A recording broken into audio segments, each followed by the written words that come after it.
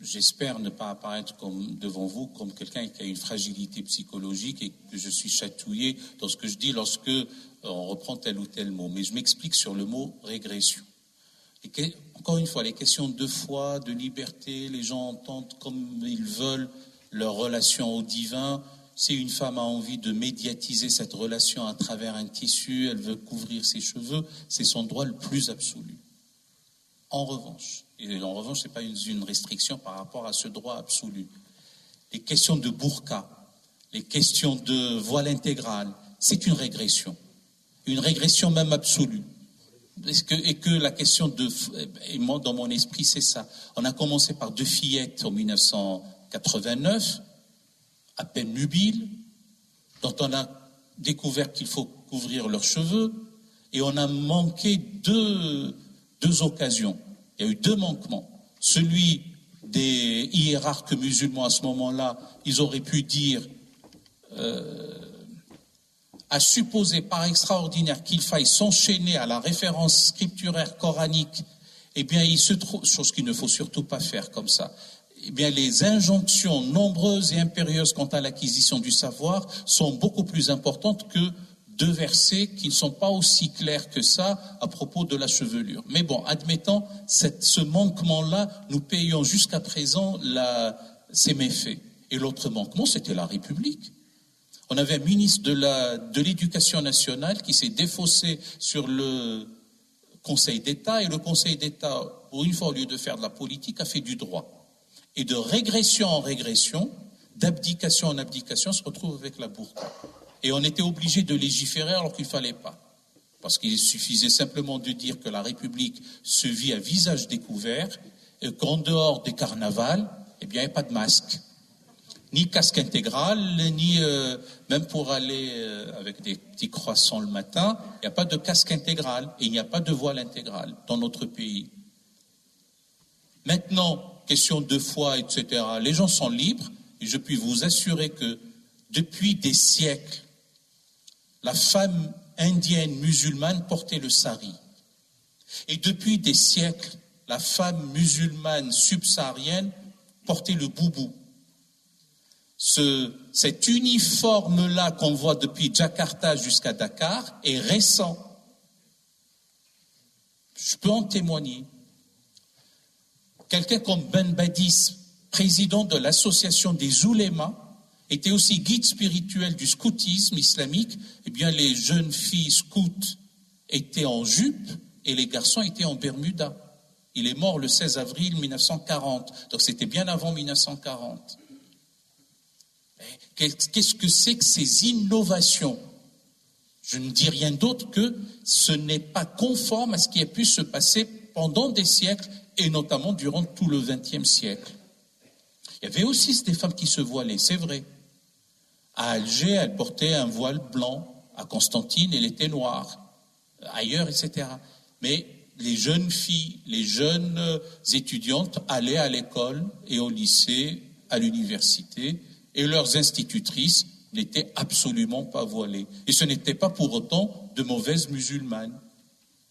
Et a fortiori dans notre pays, en France.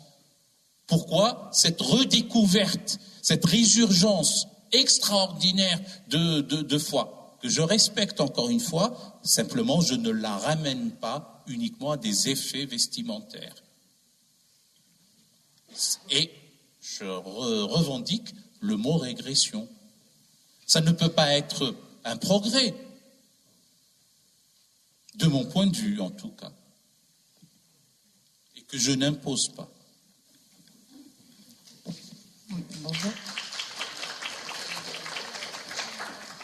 Bonjour. Merci pour votre intervention. Moi, j'avais juste une petite question. Dans quelle mesure vous pensez que les musulmans doivent s'adapter pour être conformes à ce qu'on attend d'eux ? Je prends juste un exemple que vous avez donné dans votre introduction en disant qu'il y en a un peu marre d'ailleurs de parler des femmes voilées alors qu'en plus elles ne sont pas là et on en a un peu... personnellement, j'en ai un peu marre de ce sujet, mais vous avez dit tout à l'heure que dans la mesure où dans le psyché collectif, la vie majoritaire était de ne pas porter le voile, enfin en tout cas pour les gens qui ne sont pas musulmans, en tout cas les gens sont majoritairement contre ce voile, alors que vous ne compreniez pas pourquoi on s'y attardait, dans ce cas-là, pourquoi on s'y attachait tant.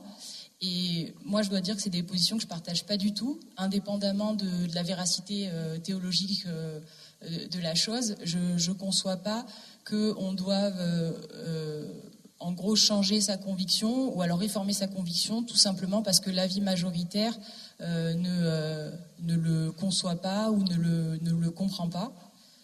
Voilà. Donc, actuellement, c'est le voile qui a le vent en poupe, mais si demain, c'est un autre sujet, une autre question religieuse qui touche les musulmans, est-ce que vous aurez ces positions-là aussi? Est-ce que dans ce cas-là, parce que majoritairement on ne comprendra pas, alors il faudra se réformer soi-même, alors que quitte à trahir ses propres convictions?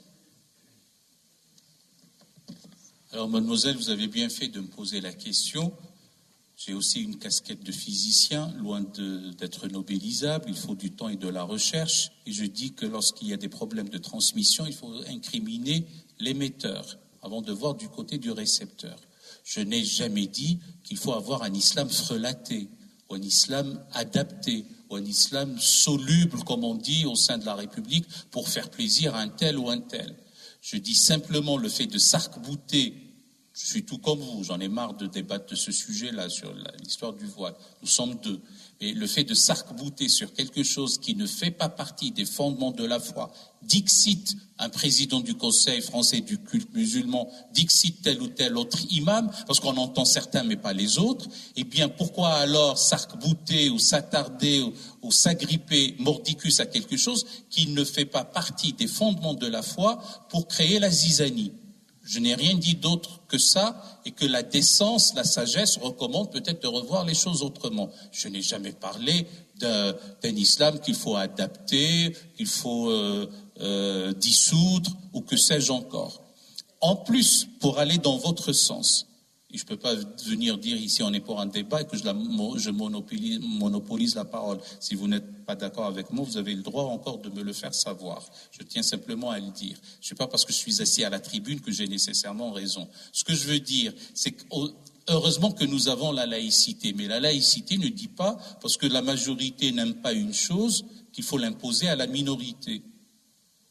Ce n'est pas ce que nous voulons dire. On dit que des tensions sont exacerbées, la sagesse recommande qu'est-ce qui est essentiel, qu'est-ce qui est conjoncturel, qu'est-ce qui est accessoire ou pas. Maintenant, on campe sur ces positions, il y a le droit. Qu'est-ce qu'on veut? On veut légiférer au Parlement sur ça? Moi, je ne suis pas sûr qu'on puisse le faire. Constitutionnellement, on ne peut pas le faire. Mais qu'est-ce qu'on veut? On veut aller encore à la confrontation, légiférer pour les mamans voilées. De toute façon, la Chambre haute du Parlement l'a fait. Ils n'ont pas la majorité. Mais imaginons qu'ils avaient la majorité. On l'aurait fait. Et on obéit à la loi ou pas? Donc, c'est ce que je suis en train de dire. Laissons place au débat. Votre question, elle est... Je ne dis pas que les autres, par ricochet ou en creux, ne le sont pas, mais votre question est on ne peut plus pertinente. Qu'est-ce qu'on fait? Qu'est-ce que vous suggérez?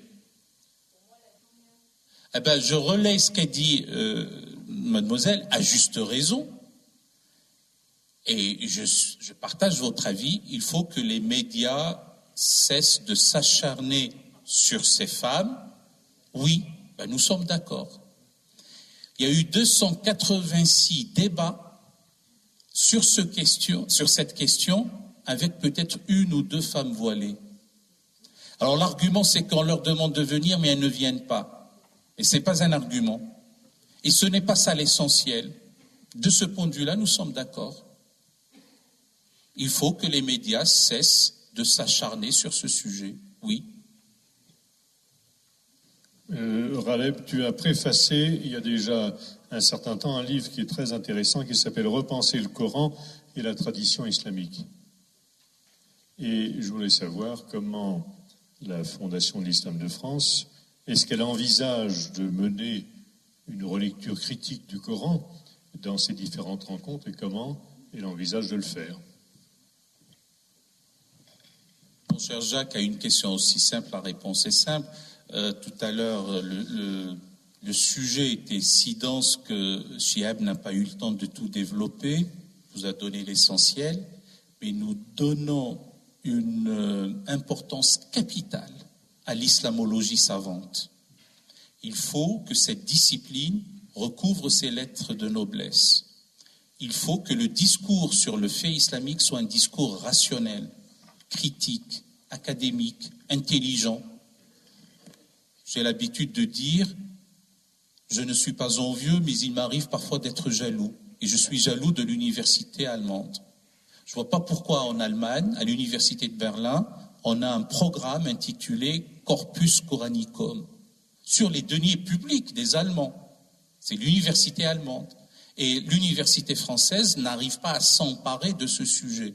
Il y a l'école pratique des hautes études, certes. Il y a l'école des hautes études en sciences sociales, des choses comme ça. Or, si nous avions un projet français, européen, mais pourquoi pas déjà à notre niveau, où l'on étudie l'islam d'un point de vue savant, eh bien, nous ne serions pas dans une situation où l'on gobe des balivernes. Et donc, dans l'islamologie savante, il y a la coranologie. Et le Coran, certains y voient la parole de Dieu consignée par écrit, même ce que je suis en train de dire doit être analysé. Et puis entre la parole et l'écrit, ce que nous avons, ce qu'on appelle un codex, pour certains ce n'est pas la même chose, il y a une perte en ligne, mais les coranologues qui étudient ce matériau, ce texte-là, eh bien, doivent le replacer dans son contexte, etc. Parfois, je rappelle cette phrase qui dit « il faut savoir relativiser le texte à son contexte et ne jamais l'utiliser comme un prétexte pour un nouveau contexte, sinon on prend en otage le texte. Et pour retrouver la valeur probante du texte, il n'y a pas mieux que des liens hypertextes, et c'est comme ça qu'on retrouvera la valeur du texte. » Voilà. C'est un travail qu'il faut mener. On pense que c'est un texte immuable, oui, il est source de foi, c'est un appel au mystère, ça nourrit la spiritualité, les mystiques sinois, c'est vrai, mais d'un autre côté, il y a lieu d'avoir une refondation de la pensée théologique autour de, je ne veux pas être dans une logique blasphématoire, de ce matériau. Ceux qui voient un salmigondi ou un galimatia de propos incohérents, c'est leur affaire. Et ceux qui voient un appel du Très-Haut et du Dieu clément et miséricordieux, c'est aussi leur affaire et leur liberté.